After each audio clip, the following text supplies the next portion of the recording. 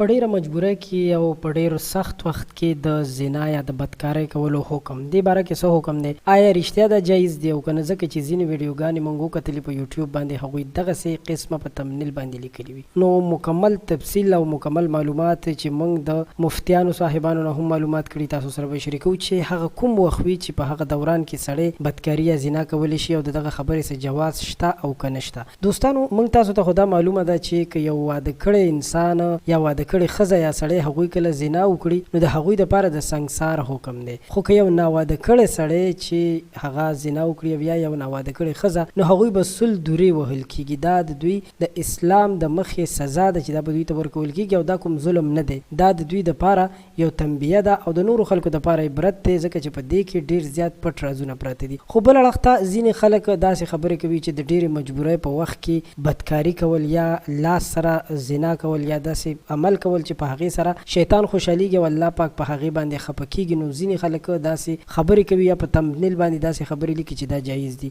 نو قدرمنو د مکمل تفصیلاتو او معلوماتو نه پس به تاسو ته دا ووایم چې څنګه په عام روټین کې په عام حالت کې زنا کول بدکاري کول دا یو ستر او یو لوی عمل دی او په دې عمل سره انسان ګنهګاریږي او کومه سزا چې اسلام مقرر کړې ده یعنې د ناواده کړي هلک او جینۍ دپاره سل دورې دي او د واده کړي سړي او ښځې دپاره چې دی هغوی دپاره سنګسار دی نو دغه حکم په مجبورۍ په حالت کې هم دی داسې نه چې ګینې د مجبورۍ په حالت کې به دوی ته دا سزا معاف وي او یا د مستۍ په حالت کې او کوم ټیم کې چې د انسان زړه وي نو په هغه حالت کې به دوی ته سزا ورکول کېږي داسې نه ده بلکې کوم حالت چې په مجبورۍ کې وي هغه به په مستۍ کې هم یعنې په هر حالت کې دغه کوم ګناه چې دا د دې نه ځان ساتل پکار دي زنا خو یقینا داسې ګناه ده چې په انسان باندې ډېر زیات تنګدستي راولي د مخ نور ورسره ختمیږي په کور کې غربت فقر پیدا کېږي او نور داسې ډېر مسایل پیدا کېږي نو کوشش انسان وکړي چې د دغسې کارونو نه ځان وساتي که ویډیو مو خوښه شوي ویډیو لایک کړئ زموږ چینل سبسکرایب کړئ چې را روان وخت کې زموږ راتلونکي معلومات ویډیوګانې تاسو ته په وخت رسي خوشحاله اوسئ